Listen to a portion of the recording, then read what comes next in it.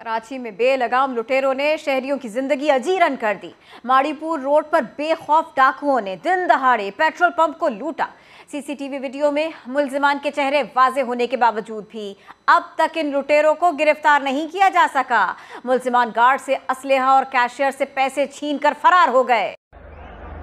हिंदुस्तान खरीद सकता है, वो भी हमारे साथ आजाद हुआ था। उन्होंने अक़वाम आलम से भी अपील की है कि पाकिस्तान की इस सूरत हाल को मद्देनजर रखते हुए उन्हें मदद की जाए। और देखें ना, दुनिया क्यों मदद करे आपको?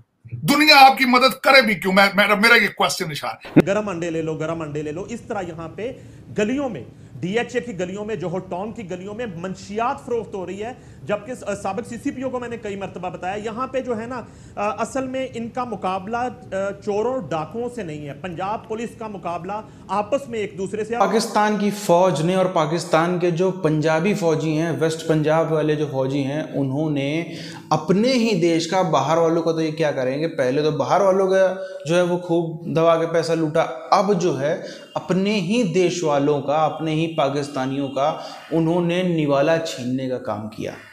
अब निवाला छीनने का काम तो कर लिया, लेकिन ये भूल गए कि यदि उसका निवाला छीन रहे हो तो कहीं ना कहीं से तो निवाला खाएगा, भूखा तो मरेगा नहीं, कोई भी भूखा नहीं मरेगा। अब आप देखो, एक तरफ बड़ी भीड़ है जो मिडिल क्लास में हुआ करती थी चंद महीने पहले, लेकिन आज वो ना सिर्फ पॉवर्टी लाइन के नीचे गई है, ना सिर्फ गरीब बन गई है, बल्कि अपराधी भी बन गई है। और ये उसकी एक तरीके से आखिरी विकल्प है जीने का। और जो लोग यहाँ पर हम कह सकते हैं कि पीड़ित है, जिनके साथ में लूट मार हो रही, जिनका सामान चुराया जा रहा है, उनको भी अब समझ में आ रहा है कि अब गुरु वैसे ही रोजगार कम हो रहा है, ये भी वो भी कल को यही कदम उठाते हुए या फिर ऐसा ही कुछ करते हुए हमें नजर आ सकते हैं। ये बैठा हुआ था, सामने बंदा आया, उसने बोला पानी दो। मैं बोला भाई पानी नहीं है। पीछे से मेरे को किसी ने गन मार दी। गार्ड को मार के गए और वाइपन से छीन के गए। और पेट्रोल पंप के जो लोग थे उनसे जो है कम से कम 24 से 25 हज़ार रुपये कैश जो है लेके गए। लाहौर में स्ट्रीट क्रिमिनल्स ने गली में फैमिली को लूट लिया। थाना मुगलपुरा की हदूद में 3 मुसल्लह डाकुओं की वारदात की सीसीटीवी फुटेज मिल गई है। पुलिस ये कहती है कि वो मन्नत मान रही, तो हर केस में मन्नत मानी जा रही है क्या? देखिए, सीसीटीवी की जानिब से ये रेप केस का जो है केस वो तो सॉल्व कर लिया गया है, लेकिन सूबाई दारुल हुकूमत लाहौर में चोरी डकैती की वारदातों में भी जो है वो खौफनाक हद तक इजाफा देखने में आ रहा है।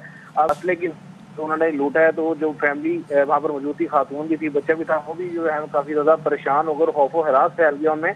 और अभी जब सीसीटीवी फुटेज सामने आई तो इलाके में भी जो है बड़ा खौफ और हरास देखने में आ रहा है। सीसीटीवी फुटेज के मुताबिक देखा जा सकता है कि जो तीनों डाकू हैं उन्होंने फैमिली से लूटमार की है और असले की नौकर उनसे मोटरसाइकिल छीनी है। एवर क्या मोटरसाइकिल भी ले गए फैमिली की?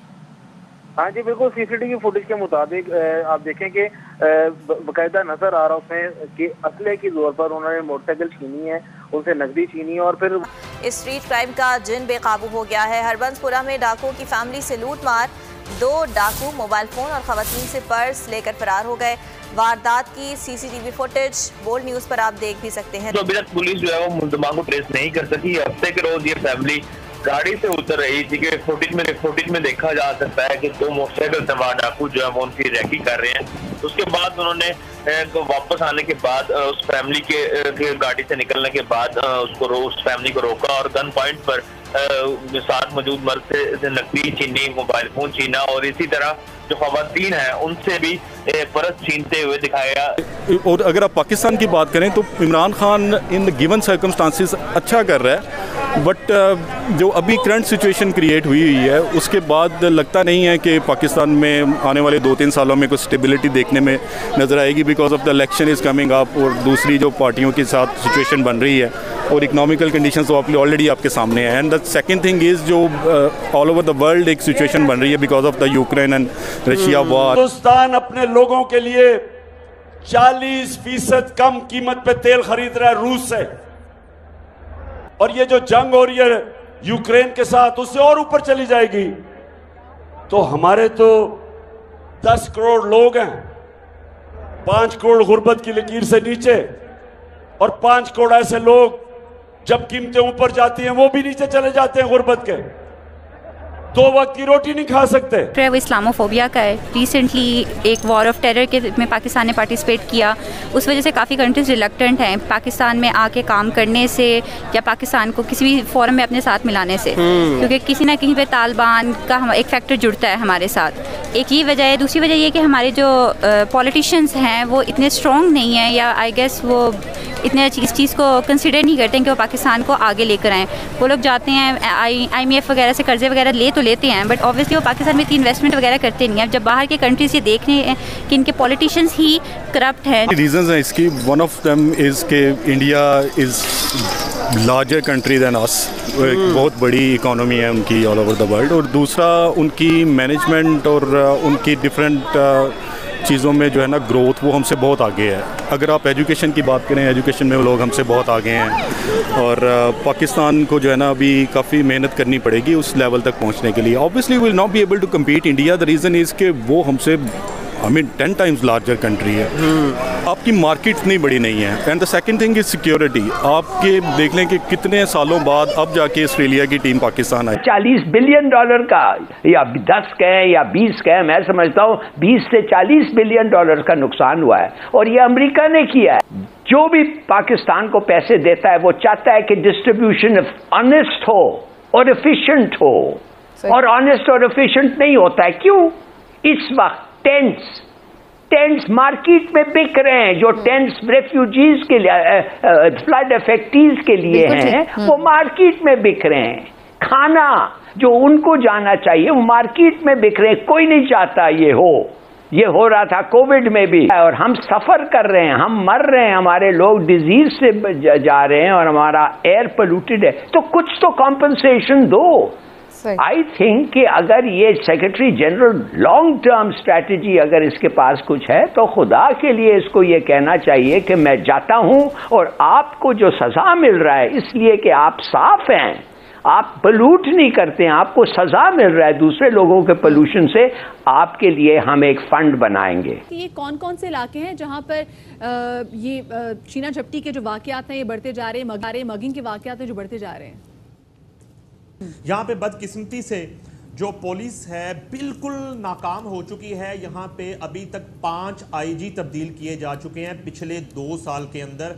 अभी तक ये फैसला ही नहीं हो पा रहा कि पंजाब पुलिस को लीड करने के लिए कॉम्पिटेंट जो है ऑफिसर कौन है, कौन जो है सिपा सालार बनेगा और कौन अमन लौटाएगा लाहौरियों का। ये वही लाहौर है 2 साल पहले तक साबका हुकूमत के अदवार में यहाँ 35% जो है वो क्राइम की रेशो आज से कम थी। गरम अंडे ले लो। इस तरह यहाँ पे गलियों में, DHA की गलियों में, जोहर टाउन की गलियों में मंशियात फरोख्त हो रही है।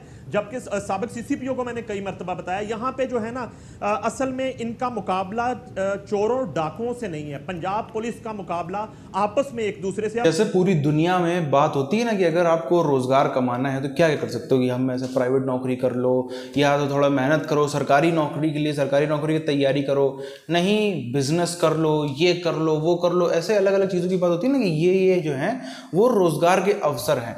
जिसके जैसी सहूलियत होती है उस हिसाब से अपने चुनता है। पाकिस्तान में यही जब चर्चा होती है कि रोजगार के क्या क्या अवसर हैं आज के टाइम पर, उसमें ये चोरी चकारी जो है नंबर 1 पे आ रहा है। अब आप सीधी सी बात है समझो, कोई भी 4 लड़के या 4 आदमी होंगे, 4, 6, 10 आदमी होंगे जो कि सबके सब बेरोजगार हैं, और सब एक किस्म मतलब उन्होंने गुट बना लिया, या फिर पहले से दोस्त थे, दोस्ती यारी थी, अब सबके सब बेरोजगार हैं, और ग्रुप में थोड़ा सा लोगों में से ही थोड़ा मनोबल बढ़ जाता है। लोगों को क्या समझ में आएगा? बिजनेस करना। ग्रुप में नौकरी तो होती नहीं, ग्रुप में बिजनेस ही कर सकते हैं। वो बिजनेस जो देख रहे हैं दूसरे को किस तरीके की मंदी पड़ी हुई है, तो अब क्या किया जाए?